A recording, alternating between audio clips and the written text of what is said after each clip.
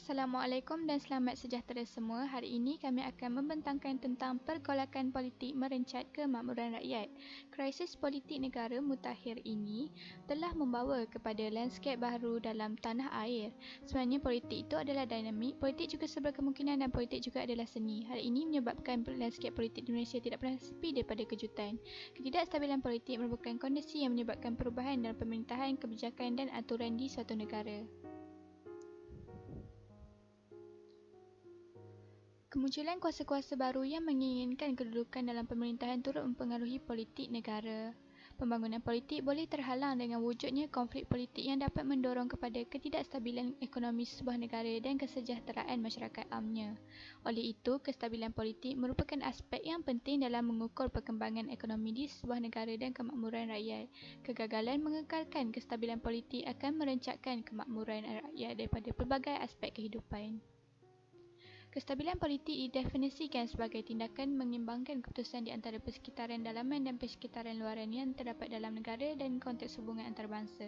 Untuk mengekalkan dan menjamin kestabilan politik, pemimpin perlu membina persekitaran dalaman yang kukuh untuk meminimalkan cabaran persekitaran luaran yang tidak dijangka. Sememangnya, asas pembentukan negara bangsa di Malaysia harus dilihat sejak Malaysia mencapai kemerdekaan tahun 1957 lagi. Oleh itu, kestabilan politik memainkan peranan yang penting dalam perkembangan ekonomi dan keamanan rakyat sejagat di sebuah negara dan merupakan elemen yang tidak dapat dipisahkan dalam konteks ekonomi politik.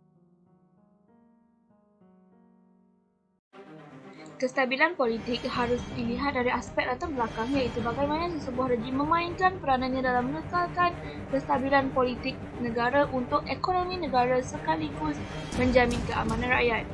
Aspek yang memainkan peranan dalam mengekalkan kestabilan sesebuah negara ialah peraturan dan undang-undang yang dilaksanakan dengan berkesan, tahap demokrasi atau autokrasi dalam sesebuah negara, perpaduan dan fungsi pentadbiran negara.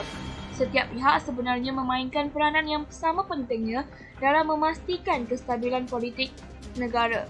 Rakyat perlu berfikir panjang tentang tindakan yang diambil dan pihak kerajaan pula perlu menangani sebarang isu ketidakstabilan politik.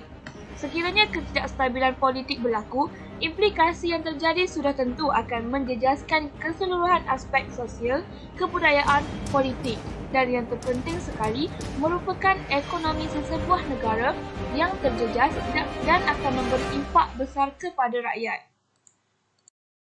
Assalamualaikum dan salam sejahtera. Sekarang tibalah giliran saya, Aidin Sufiah binti Risaudin, nombor matriks 208348 untuk membentangkan mengenai kepentingan kestabilan politik. Yang pertama, kestabilan politik adalah penting untuk membantu rakyat yang memerlukan. Seperti yang kita tahu, banyak golongan yang terjejas di era pandemik ini kesan daripada perintah kawalan pergerakan yang diarahkan oleh kerajaan. Oleh sebab itu, politik yang stabil memainkan peranan penting dalam memberikan bantuan sepatutnya kepada rakyat yang terjejas. Hal ini bagi mengelakkan daripada berlakunya tunjuk perasaan di kalangan rakyat. Seterusnya, kestabilan politik adalah penting dalam usaha menarik minat pelabur asing untuk melabur di negara kita.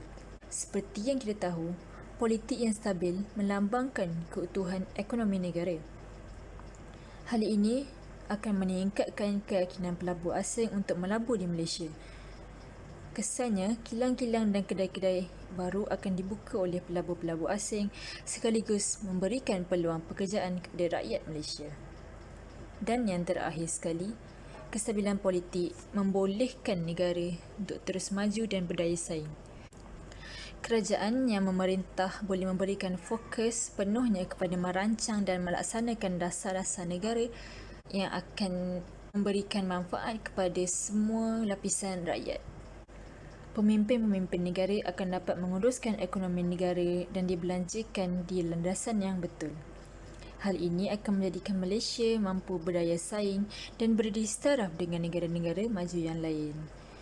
Sekian sahaja daripada saya. Terima kasih. Faktor-faktor pergolakan politik. Masalah politik negara akan terus menjadi fenomena jika tidak ditangani segera serta memberi impak yang besar kepada rakyat. Menurut Perdana Menteri Tan Sri Muhyiddin Yassin, krisis politik dalaman pada masa kini menjadi punca utama menyumbang kepada masalah negara.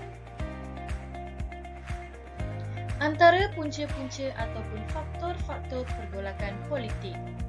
Yang pertama, sikap pemimpin negara yang tidak bertanggungjawab dan amanah.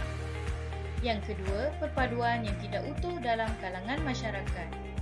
Yang ketiga, tiada persefahaman antara pemimpin. Yang keempat, perampasan kuasa politik dalam kalangan pemimpin. Yang kelima, sikap pemimpin yang tidak bertolak ansur. Yang keenam, campur tangan anasir-anasir luar. Dan yang terakhir, pentadbiran negara yang tidak telus. Salam buat Toto dan rakan-rakan sekalian. Saya Adi Kajing dari Kuba 8 akan menerangkan kesan pergolakan politik terhadap negara. Pergolakan politik dikatakan memberi impak-impak yang negatif terhadap sosial ekonomi politik dalam sesebuah negara dan peringkat antarabangsa juga. Antara kesannya ialah ketegangan ekonomi yang memberikan berbagai bidang dalam negara akan terbantu sebelum pandemik COVID-19 ini. Situasi ini akan bertambah teruk dengan ramai majikan menggunakan tenaga kerja bagi meneruskan operasi dan mereka pekerja-pekerja hilang sumber pendapatan mereka. Dalam situasi genting ini, aktiviti ekonomi yang terbantu akan menyebabkan penerawan produk dan perkhidmatan yang semakin meningkat tidak dapat dipenuhi kepada negara sendiri dan antarabangsa. Ini dalam menyebabkan pengaliran mata wang asing ke negara-negara yang politiknya stabil dan mampu mengawal pandemik ini. Dan terus ini akan terus menjejaskan perancangan pembangunan negara kita. Ketidakstabilan politik juga menjejaskan imej negara melalui penyimpanan maklumat yang panas pada hari ini sehingga menyebabkan pelancong dan pelapor asing tidak berani mengunjungi negara ini. Dari segi sosial pula, ucapan-ucapan yang ekstrim akan menimbulkan konflik antara rakyat dan mampu menghasut penyokong-penyokong sehingga mereka tidak terkawal melakukan demonstrasi, tunjuk perasaan, rusuhan dan sebagainya yang akan merosakkan harta benda awam dan barangan peribadi. Rakyat yang terlibat berkerumian dijangkiti penyakit COVID-19 ini sekiranya mereka tidak mematuhi SOP semasa berhimpun. Ini adalah mengancam keselamatan dan kesihatan rakyat sekiranya pertubuhan taraf berlaku dalam aktiviti perhimpunan ini. Akhirnya, perbuatan dalam kalangan rakyat juga akan terjejas sekiranya pergolakan politik ini tidak dapat dikawal dan terus menjejaskan ketaatan negara. Sekian ini dapat saya. Terima kasih. Assalamualaikum dan selamat sejahtera. Nama saya Mariam Syawis binti Muhammad Reza dan nama matrik saya ialah 208318. Saya dari Kumpulan 8 dan saya akan membentangkan langkah mengekalkan kesabaran politik. Untuk langkah yang pertama ialah memelihara perpaduan negara. Pada pandangan saya, sudah pasti rakyat Malaysia bersikap tidak asing dengan tema sebutan Hari Kemerdekaan Negara pada tahun 2008 iaitu pada Teras Kejayaan. Slogan tersebut membawa sebuah mesej tersirat bahawa masyarakat yang hidup bersatu padu dapat menjana kejayaan serta kecemerlangan kepada negara jika seseorang itu dapat memahamkan slogan itu dengan teliti. Selain itu, masyarakat harus bergaul dan berinisiatif untuk memupuk persefahaman antara kaum. Ibu bapa memainkan peranan yang penting untuk menerapkan nilai-nilai perpaduan dalam diri anak mereka sejak kecil lagi. Bergaul dengan pelbagai bahasa. Ibu bapa juga boleh bergaul dengan anak-anaknya dengan pelbagai bahasa. Apabila golongan anak kecil mula menguasai pelbagai bahasa, mereka juga akan dapat berkomunikasi dengan rakan mereka yang berlainan bangsa tanpa sebarang kesukaran. Untuk langkah yang seterusnya ialah pelajar-pelajar boleh mengukuhkan sistem pendidikan kebangsaan dengan belajar dan menghayati sejarah negara. Saya akan mengetepikan ini supaya kamu boleh nampak. So, kami haruslah belajar dan menghayati sejarah negara. Dengan ini, kita dapat memahami erti sesebuah pengorbanan moyang kita untuk mencapai keharmonian negara yang kita alami pada hari ini. Apabila menjadikan bahasa kebangsaan sebagai bahasa pengantaran, kita akan menjadi lebih fasih dalam bahasa Melayu. Langkah seterusnya ialah mengamalkan konsep rukun negara. Apabila kita mengadakan kempen kesedaran, ini bertujuan untuk menanamkan dan menghayati prinsip rukun negara dalam diri individu. Ibu bapa memikul tanggungjawab untuk mendidik anak mereka supaya mereka memahami dan menghayati konsep rukun negara. Individu yang setia kepada raja dan negara tidak akan menjadi pengkhianat kepada negara. Selain itu, mengamalkan sikap toleransi. Ini membawa maksud kesanggupan bertolak ansur, sabar dan mengawal diri bagi mengelakkan berlakunya pertelingkahan dan perselisihan faham demi mencapai kesejahteraan hidup. Keamanan yang dicapai sekarang tanggungjawab semua anggota masyarakat Malaysia untuk mengekalkan. Langkah seterusnya ialah kita haruslah patuh kepada ajaran agama. Ini merupakan salah satu prinsip rukun negara. Apabila kita patuh kepada ajaran agama, kita melahirkan masyarakat yang mempunyai jati diri yang tinggi. Langkah yang lebih lagi penting ialah mengekalkan prinsip keamanan. Apabila kita mengamalkan prinsip keamanan, kita akan amalannya akan saling tolong-menolong tanpa mengira latar belakang seseorang. Ini dapat mengukuhkan lagi ikatan persahabatan antara masyarakat. Apabila kami menggunakan semua langkah-langkah ini, kami akan menstabilkan politik negara. Oleh itu kita haruslah menggunakan semua langkah-langkah ini dalam kehidupan kami. Terima kasih. Saya Sharifah Nur Aina binti Said Khalid akan membentangkan berkenaan isu-isu semasa. Ini merupakan artikel Sinaharian bertarikh 2 Ogos 2020 dengan tajuk Pergolakan Politik Cermin Sikap Tidak Peduli Rakyat. Pergolakan politik di Sabah dan beberapa negeri termasuklah Johor, Melaka serta Kedah sebelum ini mencerminkan sikap sesetengah ahli politik yang tidak mempedulikan masalah rakyat. Ketika satu dunia menghadapi pandemik coronavirus, ahli politik Malaysia dilihat sibuk mencatur langkah untuk berkuasa. Jika situasi ini berterusan, rakyat mungkin akan bertanya-tanya apakah harapan yang dibawa rakyat masih boleh dipikul oleh wakil yang mereka pilih.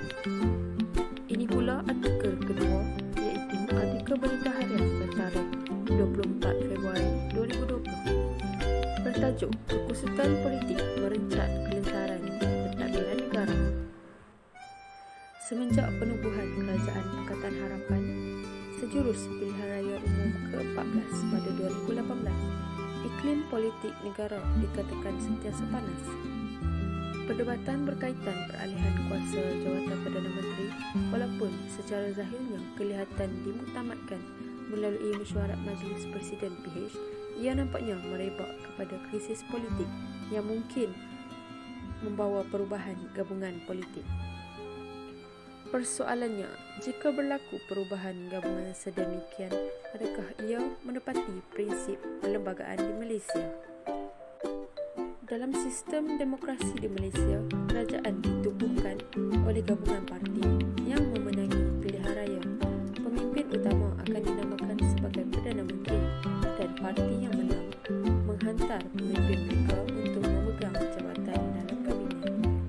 Berikut merupakan langkah demi langkah bagi seorang Perdana Menteri yang telah kehilangan sokongan majoriti anggota Dewan Rakyat. Sekiranya Perdana Menteri gagal mendapat sokongan anggota Dewan Rakyat, beliau perlulah meletak jawatan bagi memberi peluang kepada Yang di-Pertuan Agong memilih pemimpin baru yang telah mendapat sokongan majoriti ahli Dewan Rakyat. Yang di-Pertuan Agong hendaklah melantik seorang ahli Dewan Rakyat yang pada hemat baginda mungkin mendapat kepercayaan majoriti ahli Dewan Rakyat sebagai Perdana Menteri. Jika Perdana Menteri tidak ingin meletakkan jawatannya, beliau boleh menasihati Yang di-Pertuan Agong untuk membubarkan Parlimen. Sebagai rakyat, kita amat berharap agar perkembangan terkini dalam negara membawa kepada penyelesaian terbaik untuk rakyat.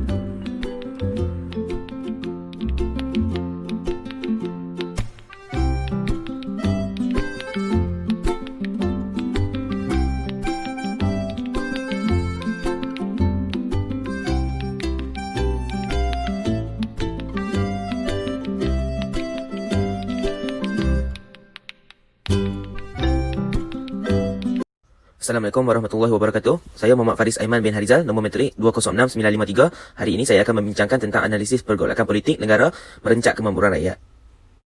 Pada pendapat saya, pergolakan politik akan merencakkan kemakmuran rakyat dan saya bersetuju dengan perkara ini. Perkara ini akan memberi implikasi yang besar terhadap negara. Sebagai contoh, seperti semua sedia maklum, keadaan negara kita pada masa kini akibat wabak COVID-19 yang sedang melanda. Pemimpin terlalu leka untuk berkempen dan mengakibatkan penyakit ini tersebar dengan lebih meluas kerana berlakunya perjumpaan dalam skala yang besar. Sebagai contoh, situasi yang berlaku di Sabah baru-baru ini akibat pemimpin yang mementingkan diri dengan berkempen tanpa mematuhi SOP yang ditetapkan, dan hal ini menyebabkan kes meningkat dan rakyat perlu menjalani semula proses Perintah Kawalan Pergerakan Bersyarat iaitu PKPB. Hal ini mengakibatkan semua orang susah untuk melakukan kerja ataupun tugasan harian mereka kerana pergerakan mereka terbatas. Selain itu, rakyat berada dalam kesusahan pada masa kini akibat wabak COVID-19 dan sepatutnya pemimpin perlu memikirkan cara untuk memberikan bantuan untuk rakyat yang memerlukan. Seperti yang kita semua tahu, banyak pekerja daripada sektor penerbangan dibuang kerja dan ada sesetengah daripada mereka memerlukan bantuan daripada pihak bertanggungjawab sementara mendapatkan pekerjaan baru untuk menampung keluarga, tetapi pemimpin masih leka dan masih menganggap perkara ini remeh. Contohnya, bajet 2021 telah ditolak mengganggu bantuan yang akan disalurkan kepada rakyat yang memerlukan. Oleh itu, pemimpin perlu lebih mengambil berat kebajikan rakyat dan perlu berusaha untuk memperbaiki taraf hidup rakyat agar rakyat hidup dalam keadaan yang selesa. Seterusnya, pergolakan politik juga mengganggu sistem pentadbiran untuk berjalan dengan lancar. Hal ini kerana pembajikan rakyat dan perlu berusaha untuk memperbaiki taraf hidup rakyat agar rakyat hidup dalam keadaan yang selesa. Seterusnya, pergolakan politik juga mengganggu sistem pentadbiran untuk berjalan dengan lancar. Hal ini kerana pemimpin pada masa kini banyak yang bertukar parti. Pemimpin tidak lagi mementingkan rakyat tetapi hanya mementingkan kuasa yang akan diperoleh. Oleh itu, dasar kerajaan tidak dapat dilaksanakan dengan sempurna kerana sering mendapat tentangan daripada pihak pembangkang. Selain itu, pertukaran tampuk pemerintahan akan mengganggu sistem pemerintahan kerana apabila bertukar kerajaan, dasar kerajaan juga akan berubah dan tidak dapat dilaksanakan dengan sempurna. Kesan daripada hal ini, dasar-dasar kerajaan tidak dapat dilaksanakan dengan berkesan. Pergolakan politik juga akan menyebabkan hilangnya rasa hormat terhadap pemimpin kerana rakyat tidak lagi akan mempercayai pemimpin disebabkan oleh sikap pemimpin itu sendiri. Contohnya, sikap pemimpin itu sendiri yang lebih mementingkan kuasa politik daripada kesejahteraan rakyatnya. Akibat daripada perkara ini, lahirnya masyarakat yang tidak menghormati pemimpin sekaligus menghalang matlamat negara untuk melahirkan masyarakat modal insan kelas pertama. Tibalah kita di bahagian yang terakhir iaitu penutup tentang pergolakan politik merencak kemakmuran rakyat. Yang pertama, menghalang perpaduan dan kemajuan negara. Menghalang perpaduan dan kemajuan negara ini bermaksud ianya juga mengganggu kemakmuran rakyat dan merencatkan kemakmuran rakyat. Yang kedua, perkembangan terkini membawa kepada penyelesaian terbaik untuk rakyat dan negara kita. Kita berharap agar perkembangan ini mudah-mudahan dapat meredakan ketidaktentuan politik yang berlaku dan meningkatkan kestabilan pemerintahan. Yang ketiga iaitu setiap pihak perlu memainkan peranan masing-masing yang setiap peranan itu mempunyai kepentingan dalam memastikan kestabilan politik sesebuah negara. Yang keempat, tidak menyokong sebarang percakaran politik bagi mana-mana individu atau kumpulan. Jika perkara ini terjadi, percubaan memperoleh kuasa politik hanya bersandarkan kepada angka dan akan menghalang dan mengundang ketidakstabilan dalam negara dan menyebabkan negara ini berbolak-balik pemerintahannya. Yang kelima, percaturan politik bukan hanya bagi kepentingan sesebuah parti politik dan matlamat individu semata-mata, tetapi politik juga bukan untuk menyisih serta memekakkan telinga dan membutakan mata dengan situasi dan masalah semasa yang sedang dihadapi rakyat. Oleh itu, masyarakat di Malaysia merupakan masyarakat yang berbilang kaum dan etnik. Dengan adanya Melayu, Cina dan India, dan kumpulan ini merupakan kumpulan-kumpulan etnik utama. Setiap kumpulan etnik ini mempunyai budaya dan gaya hidup tersendiri yang menjadikan Malaysia sebuah negara yang unik. Walaupun berbeza latar belakang dan budaya, kaum dan etnik yang berbeza, kita masih boleh hidup dalam keadaan aman, damai dan harmoni.